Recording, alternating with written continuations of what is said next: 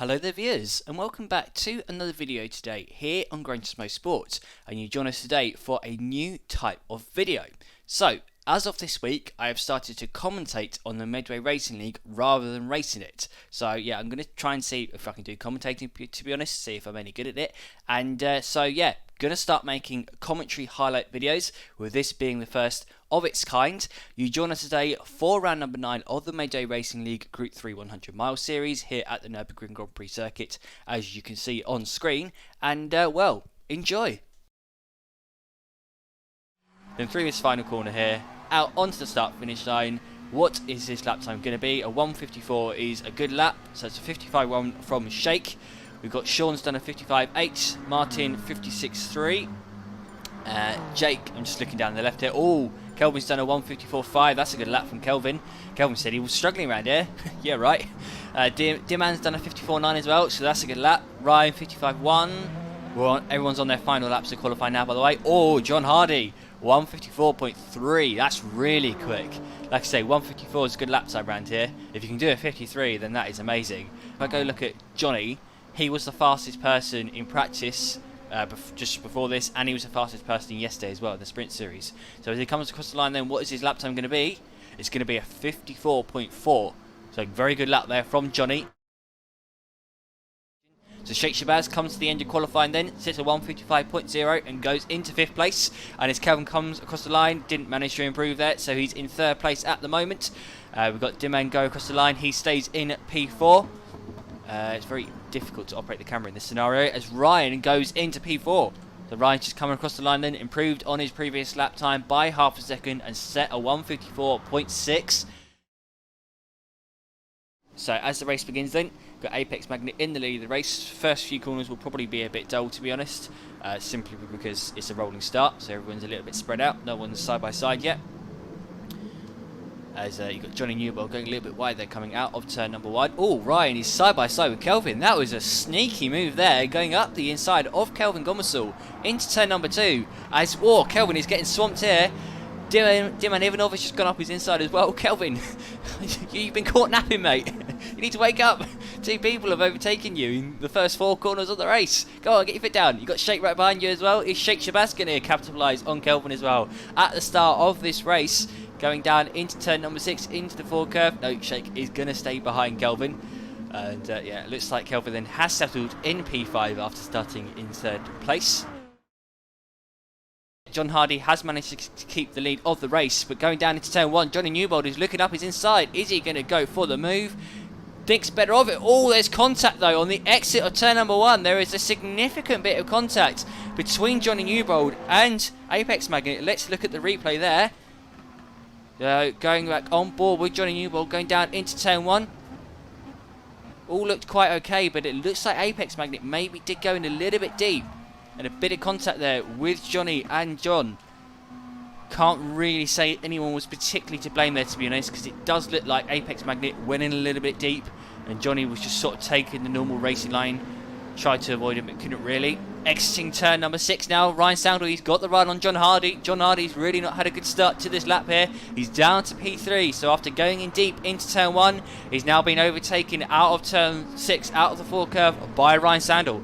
So Ryan then into 2nd place after starting 4th on the grid, but he's put a wheel into the gravel trap. Coming out of the Dunlop Care, is John going to be able to capitalise on this? Coming out of the Schumacher S, John Hardy, he's got a run on Ryan Soundwell going up into RTL. You've got Apex Magnet. Oh, he was looking up the inside then, but he thought better of it. So yeah, Dimman Ivanov finally back racing now with a Fanatec. Let's go on board with him. Heading down to turn 1, he's got a run on John Hardy here. Going down to the Castrol S. He's gone to the right. Is he going to be able to hold the move? Is he going to be able to complete it as he hits the brakes? They are side by side through turn number 1. And coming out the first corner then, Dimman is in fact into 3rd place. So John Hardy, who was in the lead at the start of the previous lap, this time last lap, he was in 1st place. He's now all the way down to 4th. Having a look at the track map, looks like there is a big cluster of cars behind. So looks like MJK's falling back a little bit here from Kelvin Gomersall, and he's got a big swarm of cars right behind him. So you've got MJK heading up to the chicane. He's got Jake Beatty in his slipstream in that Nissan GTR, very quick on the straights, unlike the RCZ. And Jake is on the outside into the chicane here. Oh, but he backs out of it. Oh no, there's a bit of a mess now. Sheikh Shabazz is going to get past Jake instead. So Sheikh and Jake battling going into this final corner, and you've got Sean Pretty going for the move as well. Oh, we've got 2 cars off. We've got 2 cars off in the gravel trap. Sheikh Shabazz has what's happened there?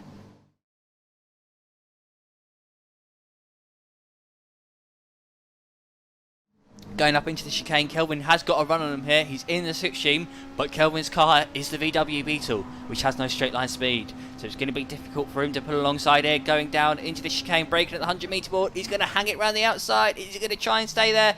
No, he's not. No, tucks in behind John Hardy. Oh no, he's lost it. Oh, John spun in the Supra coming out of the chicane. Oh no. Oh, he's doing donuts on the grass now. Oh, that's a shame. He put it on pole and he was leading the race. Oh, now he's down in last place. Let's have a look at the replay there. Apex Magnet seemingly just lit up the rears coming out of the chicane here. Just, yeah, lost it on the curb, I would guess. And off he went, off into the grass to cut some grass, do some lawn mowing. So exiting the Coca-Cola curve then, onto the start finish straight. Ryan is, well, got a good exit there, very good exit. I'm looking at the gap in the top left hand side. He's very much gaining on Johnny. Heading down to zone 1, Johnny's gone defensive. Is Ryan going to be able to hang it round the outside? Or maybe even try and do the cutback? Then going down to zone 1, he's going to try and do the cutback here. Ryan, so he's on the right hand side, on the outside for turn 2. Is he going to pull the move off on the outside here as Manu Puri rejoins the room? He's on the outside going through turn number 3. On this penultimate lap of the race, it looks like Johnny has stayed in front. Coming through this last corner then, you've got Ryan very close to Johnny Newbold, but not quite close enough. So coming to the end of this race, Johnny Newbold, he's going to take the win in the sprint race. You've got Ryan Sandel in second place. You've got Dimon Ivanov in a very strong P3, first time using his Fanatec. They've got Kelvin Gomersall in P4, done very well considering he hates this track. You've got Sean Pretty in 5th, MJK a close 6th, and then Martin Jekov in 7th place, and then John Hardy coming home in 8th. So as we wait then for the feature race to begin. Everyone's flat out on the throttle, and away we go. So Johnny Newbold then got a decent start, but Ryan Sandel, as always, got an absolute rocket of a launch in his Dodge Viper. That thing is a weapon off the line. Heading down to turn 1, is there going to be any carnage? Looking at the map down in the bottom left, doesn't look like there was. So well done everybody, managed to make your way through one of the most tricky corners on GT Sport, one of the trickiest first corners, without hitting anybody off. Going down into turn 4, no, there's a bit of contact, spoke too soon, as it looks like MGK just punted round one of those cars. Let's have a look at the replay there. That looked, it may have just been a bit of a concertina effect. But going on board with MJK here, you've got Manu Puri in front. Oh no, it looks like it may have been Sheikh Shabazz, you know, who caused that. May have been a take up there by Sheikh Shabazz, went in a little bit too deep on the brakes and spun round his friend Manu Puri. So that'll probably be something that needs reviewing after the race, if Manu Puri wants it to be reviewed. So a bit of a shame there. Looks like there's someone else as well who spun out at the start. Ah, no, Sheikh's waiting for him. No, that's fine then. Sheikh's waiting for him, yeah. I thought it was Sheikh's fault, that's fine. He's slowed down and waiting for him. That's very good. So it looks like there's a battle going on further back here. Looking at the track map, we've got 2 cars side by side. So Jake Beatty trying to make up some of the positions that he lost a couple of laps ago. He's side by side with John Hardy here through the Mercedes-Benz Arena, who is going to come out on top. It looks like Jake's just done a really good move there around the outside of turn number 2. So going down into this turn number 11 here, this left-hander through RTL. Jake, he was looking for a move then on the outside, but thought better of it. That is a move you can do, you know. You can go around the outside of that left-hander. Oh, as MJK has clipped the gravel trap there. And he's down to P8, now down to P9. It's a critical mistake then for Gilan. Looks like he just clipped the gravel trap coming out of the Vorsteiner curve. And he's just lost a lot of time there and lost 2 positions and got himself dirty tyres as well as he slides through the chicane. So that was unlucky there for Mohammed. Very easy to make that mistake. I made that when I raced it a couple of weeks ago in Club 100. Made the exact same mistake and lost 4 positions because of that mistake. So yeah, Geelan didn't lose half as many spots as I did. Going down to zone 1, Apex Magnet. He's trying to get back past Jake Beatty. He's gone in rather deep though into this first corner. As we cut to the outboard shot, oh, he's vulnerable as well to MJK's three-way fight going on here for 7th place. John went for a very optimistic move then. I mean, I know the Toyota Supra does have good brakes, but his brakes aren't that good. That was an almighty send. So the pit stops begin then. Jake Beatty and Apex Magnet looks like they're going to be trying to do the undercut here, pitted early. So pitting at the end of lap 11 then with 14 laps still to go. Both have very similar amounts of fuel remaining. Obviously they will come out at the back of the field. Be interesting to see what the positions are like though in a few laps time. How will this fare? Is anyone going to pit the end of this lap? Would be a smart thing to do, try and undercut some people. Yes, Kelvin has indeed dived into the pits. So yeah, maybe going to try and undercut Dimman Ivanov here. He may not realise though how good Dimman is doing on fuel. So if we check Dimman's fuel, look at that. He's still got nearly a quarter of a tank remaining, whereas Kelvin's only got 8%. So yeah, Kelvin did do a great job in the Beetle there. Yeah, these two both pulling into the pits. Ryan stayed out, you know. Looks like Ryan Sandel has kept going. Wow. So pulling into the pits then, Johnny Newbold got 2% of the tank remaining, so Johnny had to pit at the end of this lap. Dimman though still got 15% of the tank left. So my guess would be that Dimman's going to come out ahead of Johnny here. Yeah, Dimman is ahead. So Dimman is up ahead there. You can see him in the AMG. He has very much jumped Johnny Newbold here. He's 3.3 seconds here. And in fact, Kelvin is side by side with Johnny Newbold going down into turn number 1. Kelvin, he is ahead. So Kelvin's managed to jump Johnny there. Oh, Johnny, he's into 2nd place. So just as we cut away then, Johnny decided to go for the move. That was bad timing. Can we see the move? So yeah, going down into turn 1. Side by side with Dimman out of turn 1. Did he chop Dimman off into turn 2? Yes, he did. So sealed that move off. And yes, he is up into 2nd place then. Still got that penalty though, with Dimman very close behind. So Dimman still does have the upper hand. Can he keep up with Johnny now that he has the slipstream? Can he stay with him? If he does stay with him, then he will almost certainly end up finishing in 2nd place.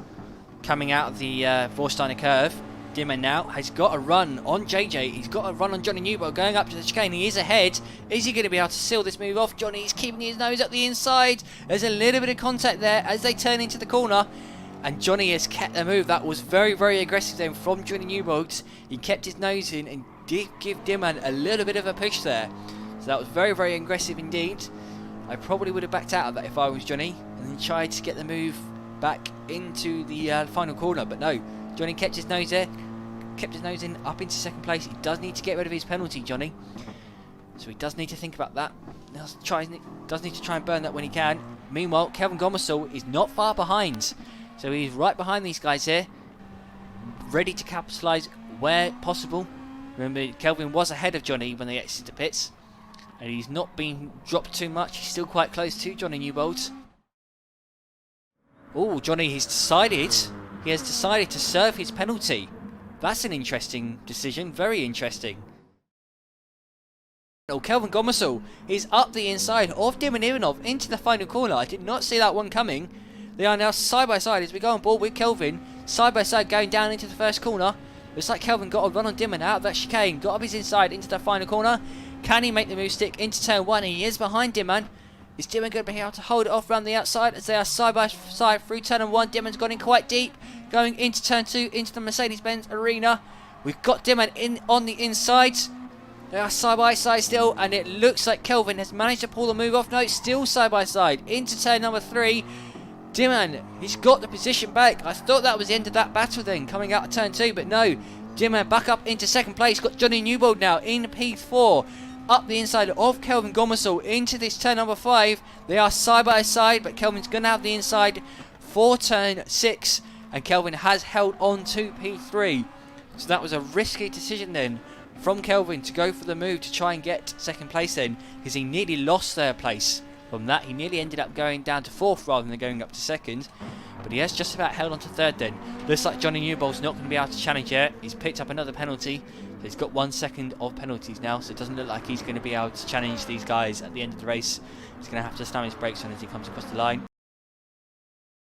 Now coming through this left-hander of RTL curve, now into the Vorsteiner curve. We've got Kelvin less than, 2/10 behind Dimman. He's got the run on him here. Got a good exit out of the Vorsteiner curve. Now heading up to the chicane. He's pulled up very early out of the slipstream. In fact, he was probably too close there to get a run on Dimman as we go into the chase cam view. Going down into the chicane. He's on the outside of Dimman Ivanov on the final lap of the race here. Into the final chicane as Ryan Sandler takes the win. We're going to stay on board with Kelvin here. Is he going to be able to do anything through this final corner? Looks like he's not going to be able to. So as Dimman Ivanov comes through the final corner, he's lost the back end there. This is going to be a run to the line for second place. Who is going to take second place? I don't know. It's a dead heat. It's a dead heat. That was, what an ending that was. It says second and third, but it doesn't say that there's a gap up in the top left. So that's a dead heat in my eyes. I'm going to have to see the post-race results, see what the results say afterwards, see if the results can decide who finished second and third there.